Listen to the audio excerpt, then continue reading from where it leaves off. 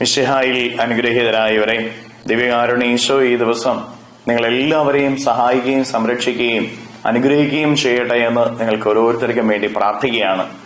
ഈശോയുടെ വലിയ കൃപ ഈ ദിവസം നിങ്ങളിലും നിങ്ങളുടെ കുടുംബങ്ങളിലും നിറയട്ടെ. ഈശോ നിങ്ങളെ ഓരോരുത്തരെയും സംരക്ഷിക്കട്ടെ എന്ന് പ്രത്യേകമായിട്ട് പ്രാർത്ഥിക്കുന്നു. വിശുദ്ധ ലൂക്കായുടെ സുവിശേഷത്തിന്റെ 11-ാമത്തെ അധ്യായത്തിന്റെ 33 മുതലുള്ള തിരുവചന ഭാഗങ്ങളിലൂടെ ഈശോ നമ്മെ പഠിപ്പിക്കുന്നത് കണ്ണാണ് ശരീരത്തിന്റെ വിളക്ക്. കണ്ണ് കുറ്റമറ്റതെങ്കിൽ ശരീരം മുഴുവനും പ്രകാശമാനമായിരിക്കും. ആരും വിളക്ക് കൊളുത്തി പറയുടെ കീഴിൽ വെക്കാറില്ല. പ്രിയപ്പെട്ടവരെ, വിളക്ക് നമ്മുടെ വിശുദ്ധി നിറഞ്ഞ ജീവിതമാണ്. ആ വിശുദ്ധി നിറഞ്ഞ ജീവിതം മറച്ചു വെക്കേണ്ടതല്ല, അത് വെളിപ്പെടുത്തപ്പെടേണ്ടതാണ്. അത് പ്രകാശമായിട്ട് മാറേണ്ടത്.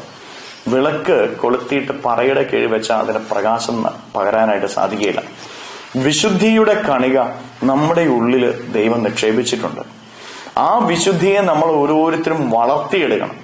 നമ്മിലുള്ള വിശുദ്ധി അത് പ്രകാശമായിട്ട് മാറണം. മറ്റുള്ളവരിലേക്ക് പ്രകാശം ചൊരിയുന്നതായിട്ട് നമ്മുടെ വിശുദ്ധി മാറണം.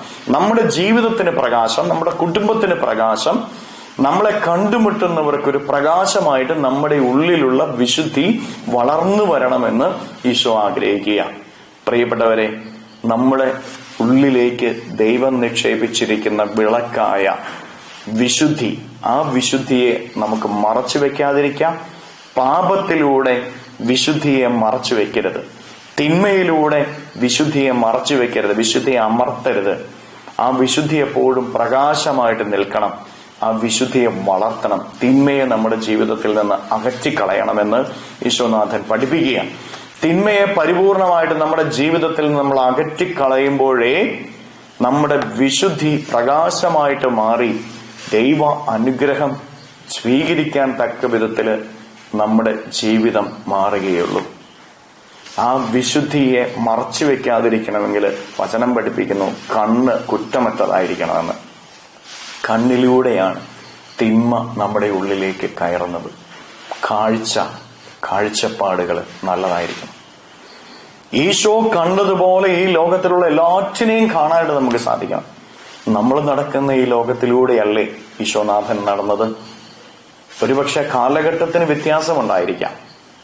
ഇന്ന് ഈശോ ഈ ലോകത്തിൽ നടന്നാൽ ഈശോ എങ്ങനെയായിരിക്കും നടക്കുക? അന്ന് നടന്ന പോലെ തന്നെയായിരിക്കും.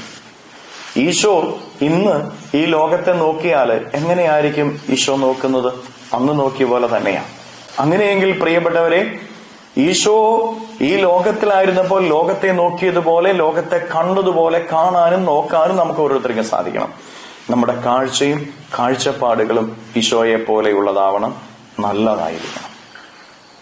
ഈ ലോകത്തിൽ എല്ലാം നല്ലതൊന്നുമല്ല. ഈ ലോകത്തിൽ എല്ലാ കാഴ്ചകളും നല്ലതല്ല.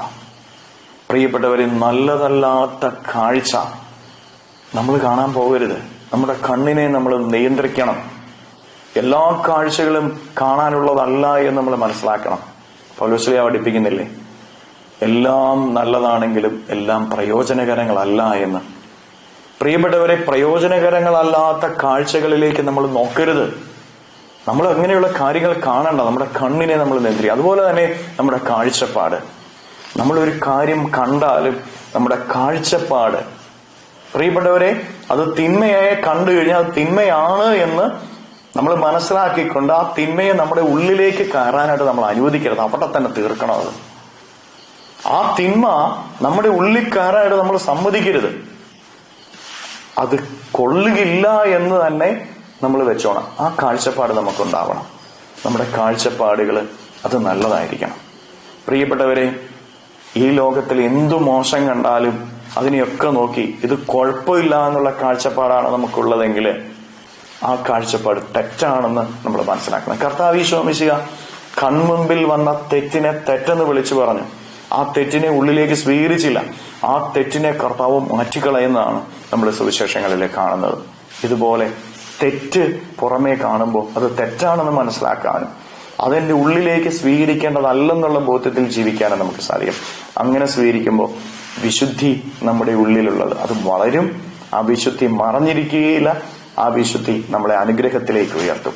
കരങ്ങളെ യാചനയോട് പിടിച്ച നമ്മുടെ ജീവിതത്തെ നമ്മുടെ ജീവിതത്തിലെ ഓരോ കാര്യങ്ങൾ ഈശോയ്ക്ക് സമർപ്പിക്കാം. ഇന്ന് നമ്മൾ കാണുന്ന കാര്യങ്ങൾ അത് നന്മയായത് മാത്രം ഉള്ളിലേക്ക് സ്വീകരിക്കാം. തിന്മയെ തള്ളിക്കളയാൻ കൃപ നൽകണമേ. കണ്ണിനെ വിശുദ്ധീകരിക്കണമേ എന്ന് അപേക്ഷിച്ചുകൊണ്ട് സ്തുതിക്കാം. ഹല്ലേലൂയ. ഈശോയെ നന്ദി. Hallelujah, hallelujah, hallelujah, hallelujah, hallelujah, hallelujah, hallelujah.